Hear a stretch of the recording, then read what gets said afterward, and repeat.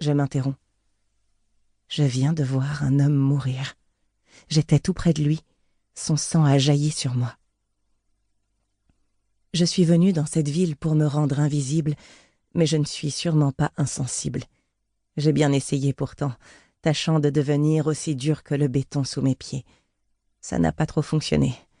Tout ce que je viens de vivre me donne la boule au ventre. Je couvre ma bouche d'une main, mais la retire vite lorsque je sens quelque chose de poisseux sur mes lèvres. Encore du sang. J'examine mon chemisier. Tout ce sang, pas le mien. J'essaie de dégager l'étoffe de ma poitrine, mais elle y reste collée par les éclaboussures qui commencent à sécher. Je vais avoir besoin d'eau. La tête me tourne et j'ai envie de me frotter le front, de me pincer le nez en même temps. J'ai peur de me toucher. Je demande à l'étranger qui me tient encore le bras. « Il y en a sur mon visage ?» Ses mâchoires se crispent et il détourne les yeux, scrutant la rue autour de nous. Puis il désigne un café à quelques pas. « Ils doivent avoir des toilettes », dit-il en posant la paume dans le creux de mon dos pour me pousser dans cette direction. En face de nous se dresse le Pantem Press Building, vers lequel je me dirigeais avant l'accident. J'étais presque arrivée, à 4 ou 5 mètres d'une réunion à laquelle j'avais désespérément besoin d'assister. Je me demande à quelle distance l'homme qui vient de mourir se trouvait de sa destination. L'inconnu m'ouvre la porte du café. Une femme armée de 2 tasses essaie de me doubler jusqu'au moment où elle aperçoit mon chemisier. Elle recule d'un coup, nous laissant à chacune la place de passer. Je me dirige vers les toilettes pour dames, mais la porte est fermée à clé. L'homme ouvre celle des messieurs et me fait signe de le suivre.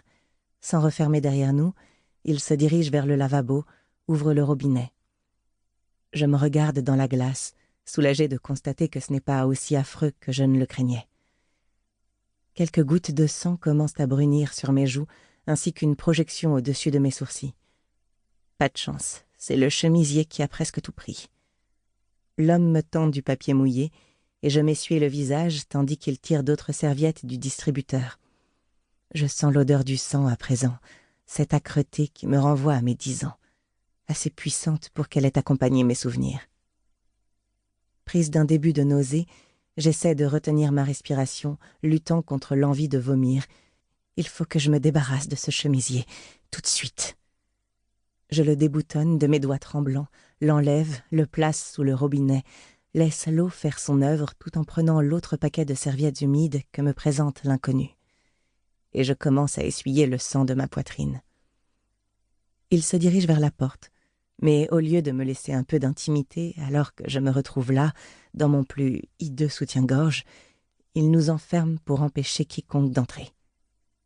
Intempestive galanterie qui me met mal à l'aise. Je ne peux m'empêcher de le surveiller dans le miroir, jusqu'à ce que quelqu'un frappe. « 1 minute !» lance-t-il.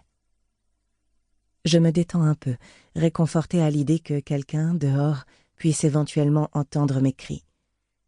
Je me concentre sur le sang jusqu'à ce que je sois certaine d'avoir bien lavé mon cou et ma poitrine. Ensuite, j'inspecte mes cheveux en me tournant de droite à gauche, mais ne trouve que des racines brunes au-dessus de mes mèches caramel. « Tenez !» dit l'homme en déboutonnant son impeccable chemise blanche. « Prenez ça. » Il a déjà enlevé sa veste, maintenant accroché à la poignée de la porte, et se retrouve en t-shirt.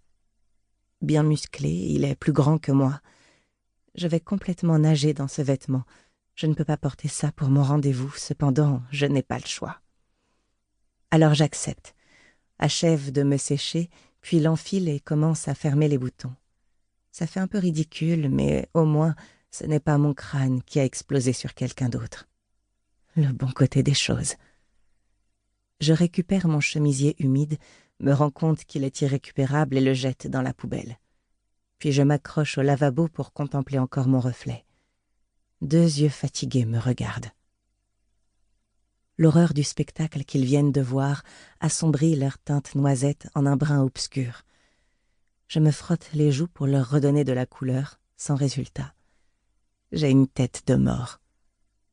M'adossant au mur, je vois l'homme en train de plier sa cravate qu'il range dans sa poche.